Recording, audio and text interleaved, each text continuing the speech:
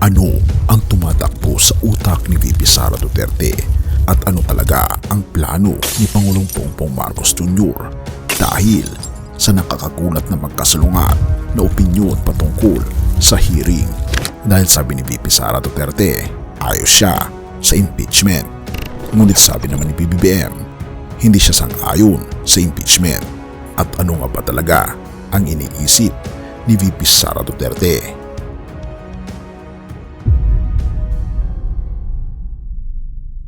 Sa simulat sa poll, isang nakakagulat na pahayag ang nagpapagulo sa tanawin ng politika ng Pilipinas. Sa isang panayam sa UNTV, tahasang sinabi ni Vice President Sara Duterte na bukas siya sa posibilidad ng impeachment. Ako na lang, ika pa ni Duterte, tila inaako ang bigat ng kontrobersya. Ngunit bakit tila may hinga ng kaginhawaan sa kanyang tono?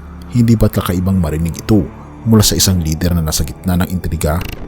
Pero teka, ito'y simula pa lang ng masalimuot na kwento dahil may kakaibang kumpisal. Bago pa man humupa ang ingay, nagsumite si Duterte ng affidavit sa NBI kung saan siya ay nagsisisi daw sa nauna niyang pahayag na di umunoy pagpabanta na patayin si Pangulong Ferdinand Marcos Jr. at ang kanyang pamilya. Ito ang maaring naging pagkakataon upang linisin ang kanyang pangalan. Ngunit ang kanyang pagsisisi ay hindi nagtagal. Sa isang press con, direkta niyang sinabi, hindi ako nagsisisi sa pagbubunyag ng plano ng pagpatay laban sa Pangulo at sa ilang miyembro ng kanyang pamilya. Mas mabuti na alam ng mga kalaban ko sa politika na hindi ako mamamatay ng walang kabuluhan. Ito pa ang banggit niya. Atin itong pakinggan, mga kaibigan. Ma'am, do you regret saying or making such threat to the President and the First Lady and the Speaker? No ma'am, buti na yung alam nila ma'am na pag namatay ako, hindi talaga ako die in vain. At dito nagsisimula ang pag-ikot ng mga katanungan. Kung siya'y nagsisisi, bakit biglang bumabaliktad? Ano ang nais niyang iparating sa kanyang mga kalaban? Ngunit higit pa riyan, ano ang tumatakbo sa kanyang isipan? Hindi may kakaila ang mga magkasalungat na pahayag ni Duterte ay tila isang puzzle na gustong lutasin ng taong bayan. May ilan na naniniwala na ito isang strategiya upang lituhin ang kanyang mga kalaban. Ngunit may mga ibang nagsasabing ito ay senyales ng emosyonal na pagkadismaya o marahil isang desperadong hakbang upang makakuha ng simpatsya. Ang iba naman ay nagsasabing wala na raw sa katinuan si VP Sara Duterte. Pero teka, hindi dito nagtatapos ang palaisipan. Habang ang isang panig ay nagsusuri sa kanyang mga pahayag, ang Pangulong Marcos Jr. naman ay tila naglalakad sa manipis na linya. Kung ikaw si Pangulong Bongbong Marcos, bakit mo pipigilan ang impeachment ng isang opisyal na tila binabato ng kontrobersya? Bakit ayaw ni PBBM sa impeachment? Political stability. Ayon kay Marcos ang kanyang pangunahing alalahanin, ngunit ang sagot na ito ay nag-iiwan ng mas maraming tanong kaysa sa sagot. Sa kabila ng mga aligasyon at kontrobersya, bakit tila pinipigilan niya ang pag-usad ng impeachment laban kay Duterte? May nagsasabing ito'y tanda ng kanyang pragmatismo, habang ang iba ay naniniwala na may mas malalim na alyansa sa pagitan nila. Pero bakit? Pero bago ang lahat ng yan, may pasabog ako sa inyo. Dahil ang Great Controversy na isa sa pinaka-best-selling na libro ngayon patungkol sa propesiya sa Biblia ay halos 40% off. Mabibili mo ito sa halagang 497 pesos na lang.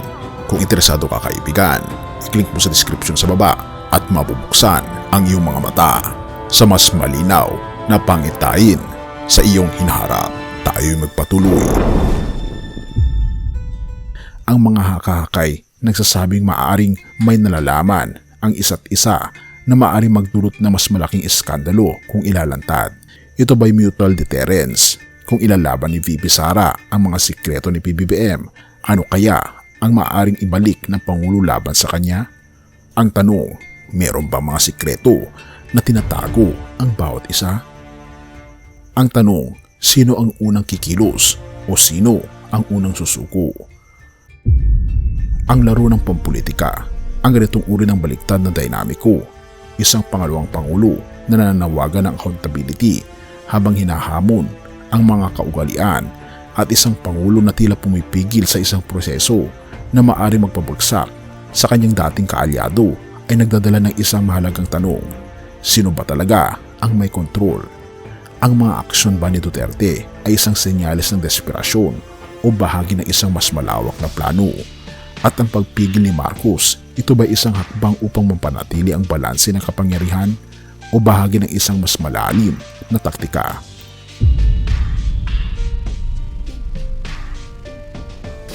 Ang buong bansa ngayon ay nag-aabang sa bawat bahayag, sa bawat kilos na tila mas lumalalim ang misteryo sa likod ng kanilang mga galaw.